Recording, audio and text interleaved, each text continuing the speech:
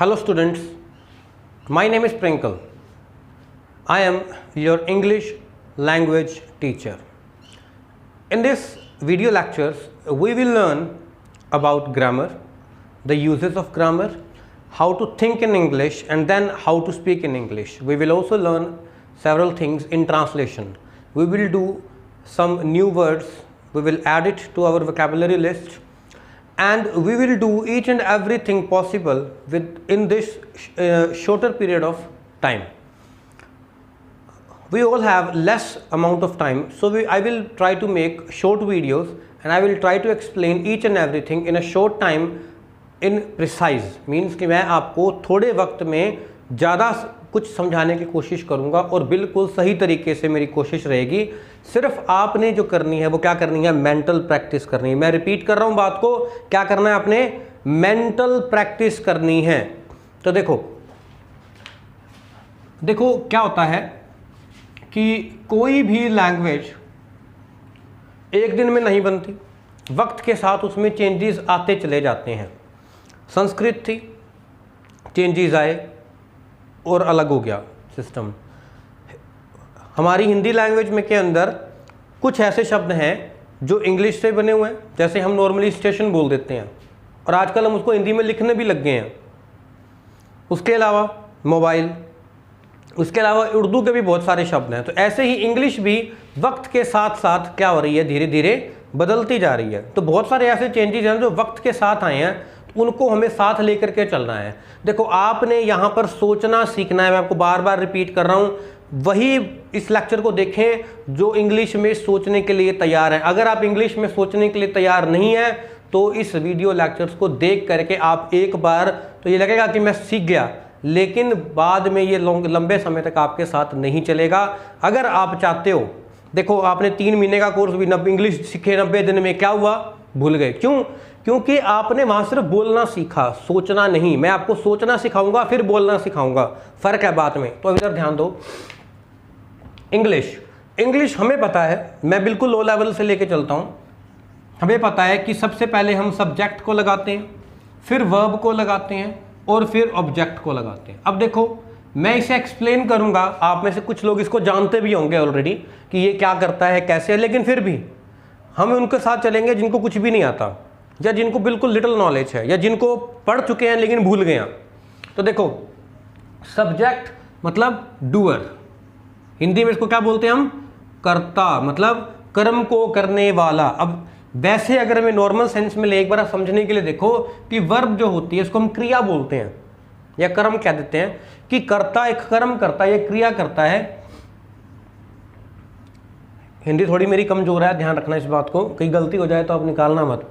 कर्ता ने कर्म किया है, अब वो कर्म किस चीज पर लागू हो रहा है, मतलब किस चीज पर अप्लाई हो रहा है, वो उसको हम क्या बोलते हैं, ऑब्जेक्ट बोलते हैं। तो मतलब कर्ता जो कर्म कर रहा है वो किस पे कर रहा है। जैसे मैं खेलता हूं क्या, क्रिकेट। मैं खेलता हूं क्या, तो वो क्रिकेट है। मैंने ये पेन राहुल को दिया, तो मैंने ये पेन, जो मतलब पेन देने का किसके ऊपर अप्लाई हो रहा है, वो राहुल के ऊपर। तो समझ में आई। तो मतलब जरूरी नहीं है कि ऑब्जेक्ट सिर्फ क्या होगा, वो किसी के लिए भी हो सकता है। मतलब कि जो मैं कर्म कर रहा हूं वो किस पे लागू हो रहा है, वो हमारा ऑब्जेक्ट कहलाता है। तो अब सोचना है आपने, कोई भी सेंटेंस आप बनाते हो, मान लो मम्मा खाना दो, मम्मा मुझे खाना दो। अब मम्मा खाना दो, तो इसमें मैंने ये नहीं बताया कि मम्मा किसको खाना देगी, वो अंडरस्टूड है कि खाना मुझे चाहिए क्योंकि मैं बोल रहा हूँ खाना दो, तो वो अब मैंने यहाँ ऑब्जेक्ट लगाया ही नहीं। लेकिन मम्मा मेरे को खाना चाहिए, तो मतलब खाना किस कौन देगी, मम्मा। तो सब्जेक्ट कौन हुआ, या एक्शन कौन करेगा खाना देने का, मम्मी। सोचना है हमने, क्या कर्म कर रही है वो, देने का, क्या, खाना। तो अब किसको दे रही है, मुझे। तो ऑब्जेक्ट किस पे अप्लाई हो रहा है, क्लियर। तो ये हो गया हमारा ऑब्जेक्ट। अब देखो ध्यान से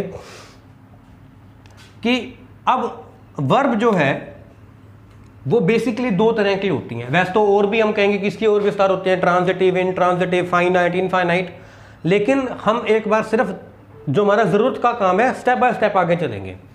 वर्ब बेसिकली आप ये समझ लो कि एक वर्ब होती है एक्शन वाली और एक वर्ब होती है नॉन एक्शन, क्लियर। तो जो एक्शन वाली वर्ब है वो तो हमारे एक्शन के ऊपर लगती है। जैसे मैं खाता हूँ, नहाता हूँ, पढ़ाता हूँ, सुनता हूँ, बोलता हूँ, ये मेरे एक्शन है जिसमें मैं कुछ कर्म कर रहा हूँ।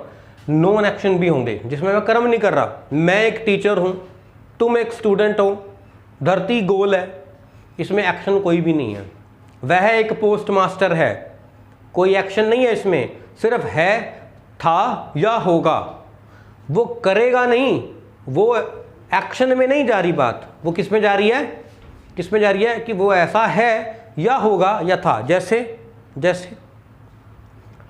पहले मैं एक स्टूडेंट था, अब मैं एक टीचर हूं, मतलब इसमें एक्शन तो कोई नहीं है, मतलब मैं ऐसा था अब मैं वैसा हूं, इसमें एक्शन नहीं है। तो जो एक्शन वाली होती है उसमें हम डालते हैं एक्शन वर्ब्स को। नॉन एक्शन वाले में जनरली आप समझ लो कि हम उसमें हेल्पिंग वर्ब्स का यूज़ कर देते हैं। जैसे जो हमारी प्राइमरी हेल्पिंग वर्ब्स हैं, इसके अंदर मैं पी लगा देता हूँ। प्राइमरी हेल्पिंग वर्ब्स कौन सी होती हैं? वो डू डज तो वैसे जनरली हम नहीं यूज़ करते उसमें, लेकिन जो ज़्यादा यूज़ होती हैं वो होती हैं इज़, एम, आर, और था के लिए क्या हो जाएगा? वॉज या फिर वर। क्लियर? उसके अलावा हैज़, हैव, हैड। अब आपके माइंड में जो सोचने वाले हैं उनके माइंड में एक क्वेश्चन जरूर आना चाहिए कि इज, एम, आर अलग अलग क्यों, हैज या हैव अलग अलग क्यों? ये तो समझ में आया कि हैड जो है वो उसकी पास्ट टेंस है, समझ में आता है। वॉज क्यों, वर क्यों नहीं, अकेला क्यों नहीं, वॉज वर अलग अलग क्यों? ठीक है। उसके अलावा अगर मैं फ्यूचर में लेके जाऊंगा तो उसमें क्या लगा दूंगा मैं? विल या शैल के साथ में मैं क्या लगा दूंगा? बी। वैसे सिंपली बी का मतलब होता है होना। अब देखो बी की पास्ट में क्या था? पुराने जमाने में हर एक जगह पर बी वर्ड का यूज करते थे। आई बी ईटिंग, खाया था या खा रहा था या खा रहा हूं। वक्त के साथ चेंजेस आए। वैसे तो ये टॉपिक अलग से बनता है, इसको समझाने के लिए मैं इसको थोड़ा सा समझा देता हूं। उसको अलग करने के लिए हमने प्रेजेंट के लिए इज, एम, आर लगा दिया, पास्ट के लिए उसको उसकी वॉज वर कर दी, थर्ड फॉर्म जो है उसकी बी नहीं है। ओरिजिनली ये बी है, ओरिजिनल वर्ब जो है वो बी है। जैसे देखो ये बी है क्योंकि ये मॉडल वर्ब है, मॉडल वर्ब के साथ हमेशा बी ही आता है, ओरिजिनल फॉर्म ऑफ वर्ब आती है हमेशा। क्लियर? अंडरस्टूड? नाउ तो ये हमारा बेसिक फंडा है। अब इसके अंदर हमने जो नेक्स्ट टॉपिक जो पढ़ना है वो हमारा पढ़ना है सब्जेक्ट और वर्ब के बारे में। क्लियर? तो अब इस पे हम ध्यान देते हैं।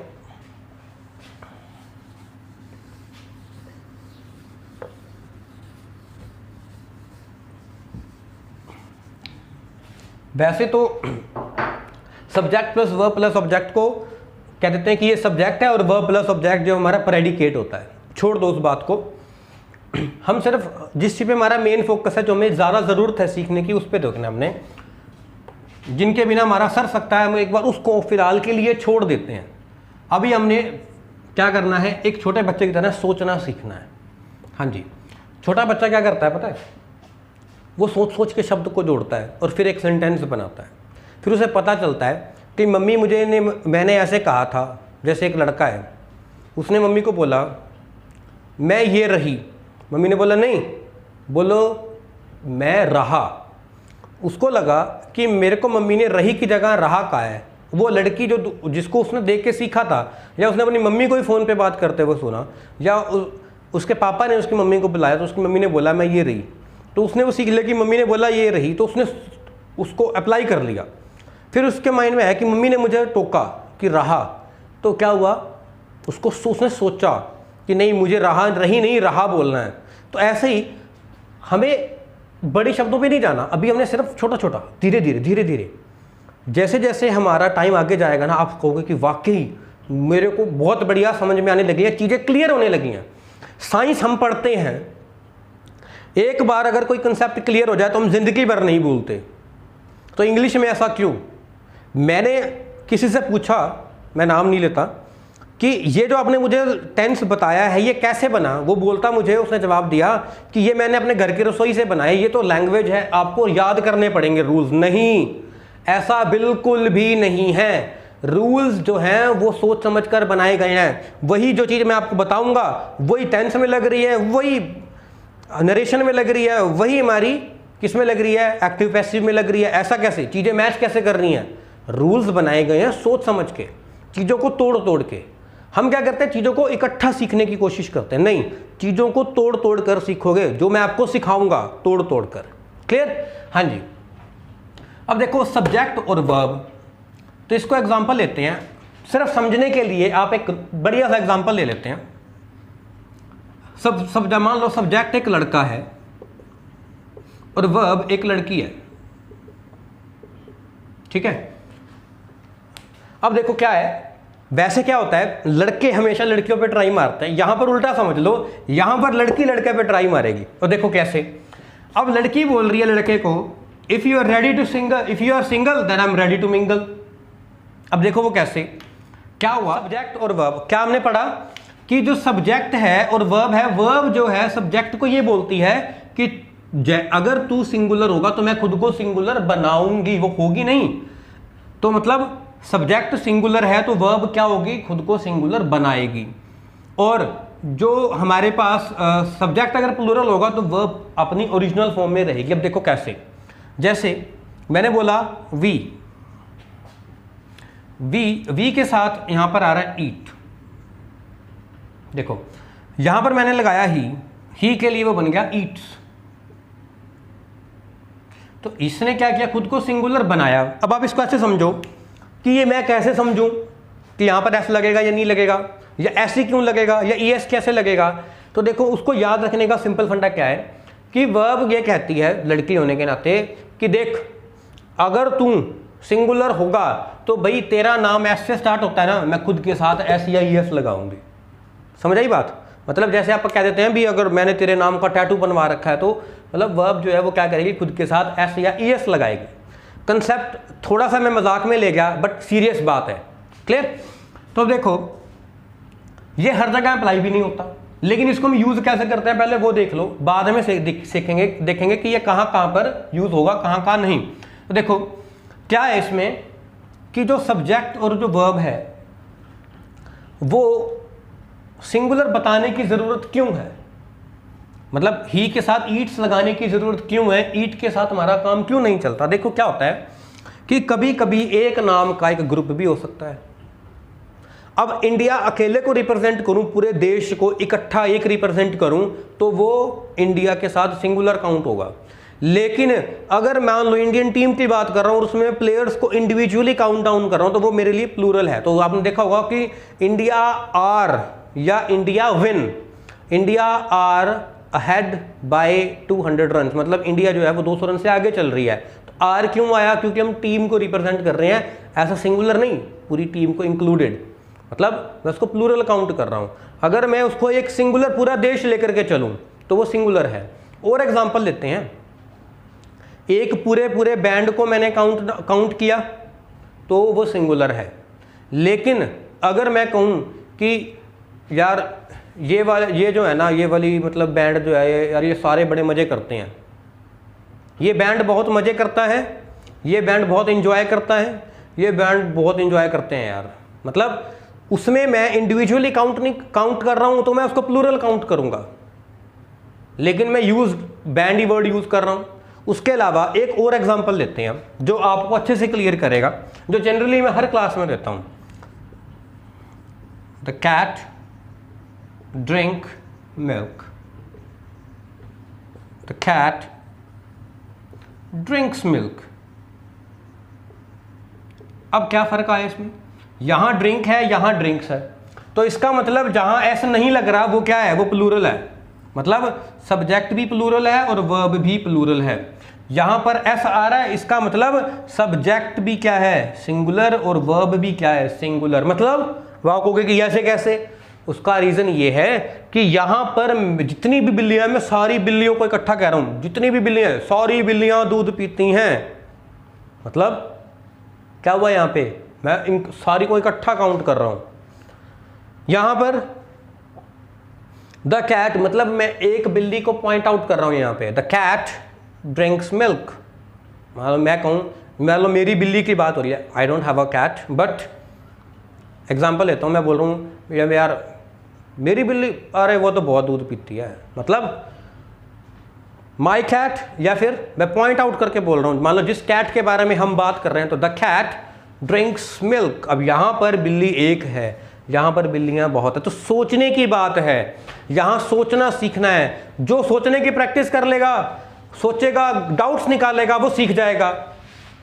और जो ये कह देगा ये क्या है, मेरे को नहीं मत्था मारना, जो मत्था नहीं मारेगा उसके लिए वो चीज़ आज भी जैसे 3 साल पहले थी, 2 साल पहले थी, 1 साल पहले थी, वो 2 महीने बाद भी वैसी ही रहेगी।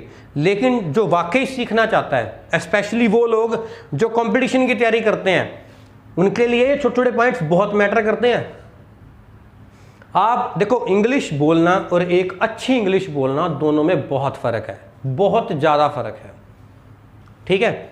जैसे एक आम हिंदी बोलना, एक बोलते और उसकी हिंदी बहुत अच्छी है यार, क्यों पॉइंट आउट कर रहे हो उसको, यार उसकी इंग्लिश बहुत अच्छी है, क्यों पॉइंट आउट कर रहे हो उसको, यार उसका स्पोकन बहुत अच्छा है, क्यों अच्छा है भाई, कोई वो ऐसे सीख गया था, उसने प्रैक्टिस के साथ साथ सोचा। देखो साइंटिफिक वे से इसका मतलब समझो, जो हमारा ब्रेन है वो इमेजेस को क्रिएट करता है।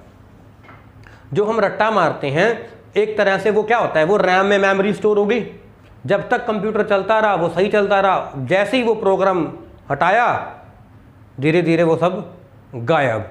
लेकिन अगर उसको हम हार्ड डिस्क में स्टोर कर लें, हमारे सबकॉन्शियस माइंड में उसको स्टोर कर लें, हमारे राइट ब्रेन में उसको स्टोर कर लें, तो कैसे होगा वो, सोचने से। हमारा माइंड इमेजेस क्रिएट करेगा, सोचेगा, और जैसे ही वो इमेजेस क्रिएट होती चली जाएंगी, मैं हिंदी बिना सोचे समझे बोल सकता हूं, आपको लग रहा है कि मैं बिना सोचे समझे बोल रहा हूं या मुझे लग रहा है, लेकिन वहां पर थॉट प्रोसेस बहुत फास्ट है, समझ रहे हो बात को। ऐसे ही जब मैं इंग्लिश की प्रैक्टिस कर लूंगा तो हमारा ब्रेन इजीली अडेप्ट कर लेता है चीज़ों को, तो वो भी क्या करेगा, इतना फास्ट सोचना शुरू कर देगा। आप भी कहोगे यार बड़ी ज़बरदस्त अच्छी इंग्लिश बोलता है वो, क्यों बोलता है भाई, क्योंकि उसने सोचने की प्रैक्टिस कर रखी है। यही तो फ्लुएंसी है। फ्लुएंसी क्या है कि थॉट्स और बोलने के बीच की जो पावर है वो फ्लुएंसी है। मैं पहले हिंदी में सोचूंगा, फिर उसको इंग्लिश में ट्रांसलेट करूंगा, फिर उसको बोलूंगा, फिर हम अटक अटक के क्यों बोलते हैं भाई, वो इसीलिए बोलते हैं। Getting my point. वो चीज़ को दूर करने के लिए सोचना सीखना है। Clear now.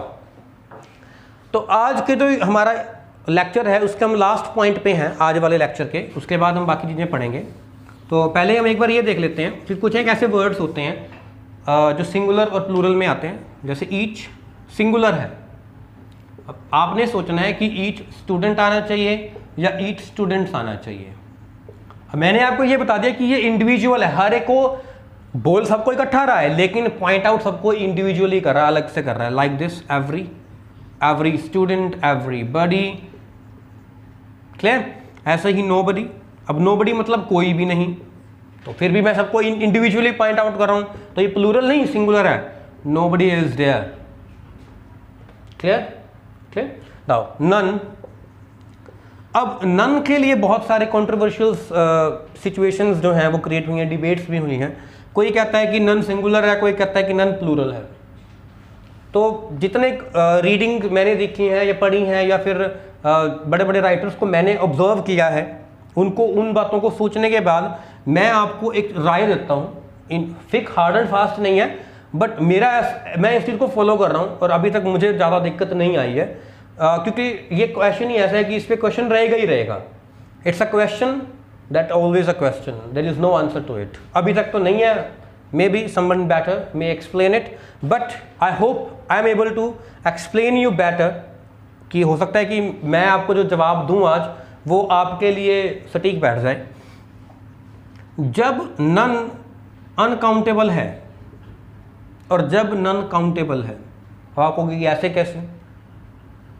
तो एक्चुअल सिचुएशन ऐसी होती हैं कि ज़्यादातर लोग ये कहते हैं कि नन है ही काउंटेबल के लिए, बट मैंने ऐसी बहुत जगह देखी हैं वहाँ पर उसको अनकाउंटेबल के, नन इज़ लेफ्ट, कुछ नहीं बचा। वैसे कि हम यहाँ पे नथिंग भी कह सकते हैं, नथिंग इज़ लेफ्ट, लेकिन कई जगहों पर नन का यूज़ उस जगह पर भी कर देते हैं। तो अनकाउंटेबल है। जैसे मान लो मैंने ये सुना भी है, अमेरिकन सीरियल्स अगर आप देखते रहो तो उसमें अगर आप देखोगे तो वो दूध के लिए भी कह देते हैं नन इज़ लेफ्ट। हालांकि हो सकता है कि वो पैकेट्स के लिए कह रहे हो, बॉटल्स के लिए कह रहे हो, तो लेकिन मैं मिल्क को कंसिडर कर रहा हूँ। तो अनकाउंटेबल है अगर नन, तो वहाँ पर वो सिंगुलर ही काउंट होना चाहिए।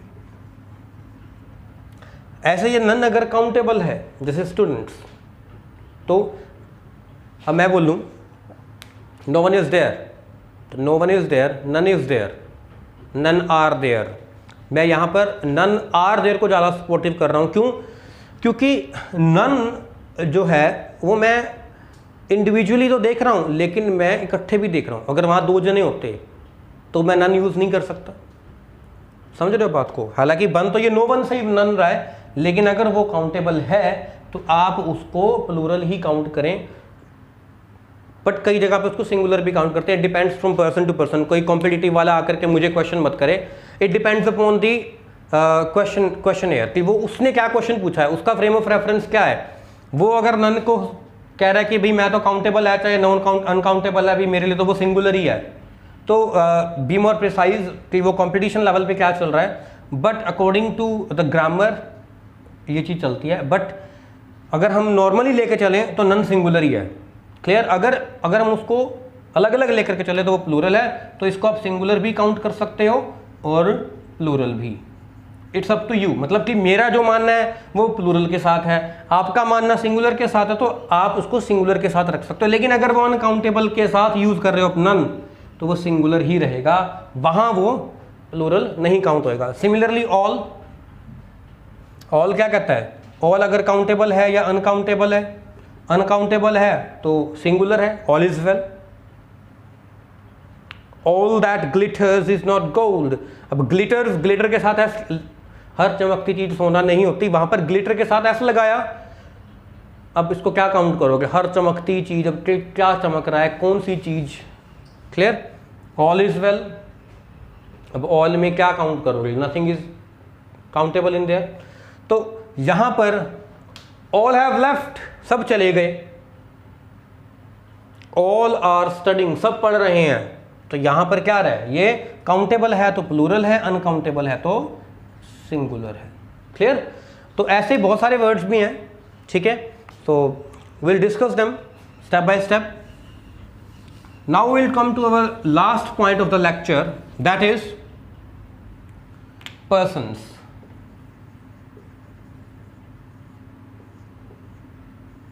First person, second person and third person. First person singular and first person plural. Second person singular, second person plural. Third person singular, third person plural. Now first person is the person जिसके अंदर मैं included हूं। मैं, अगर मैं अकेला हूं तो क्या होगा? आई। अगर हम, आप और मैं, हम, तो हम में मैं भी आ रहा हूं तो वो प्लूरल हो जाएगा वी। आप इंडिविजुअल हो, आप अकेले इस वीडियो को देख रहे हो तो मैं आपके लिए वर्ड यूज करूंगा यू। आप अपने फ्रेंड के साथ, अपनी फैमिली के साथ, अब अपने किसी मेट के साथ, क्लासमेट के साथ, ट्यूशन मेट के साथ, अगर ये लेक्चर देख रहे हो तो आप दो हो गए तो भी मैं आपके लिए क्या यूज कर रहा हूं? यू। क्लियर? दो हो, दो से ज्यादा हो तो वो उसके लिए भी मैं यू वर्ड का ही यूज करूंगा। तो अब इसमें, अब आप देखना, पॉइंट और बताऊंगा, पहले मैं पूरा समझा दूं। थर्ड पर्सन में कुछ सिंगुलर भी होते हैं, कुछ प्लूरल भी होते हैं। सपोज एक पर्सन का नेम आ रहा है, सपोज जो बेसिकली आम लेते हैं, राम, सिंगुलर है। उसके लिए अगर मुझे कोई प्रोनाउन लेना है ही, अगर वो लड़की है तो शी। क्लियर? और अगर कोई चीज़ नेचुरल है जहां पर सब्जेक्ट नहीं पता लेकिन वो एक्टिविटी नेचुरल है तो उसके लिए मैं यूज कर सकता हूं इट और there. It is raining, there is raining, both are right. There natural activity है।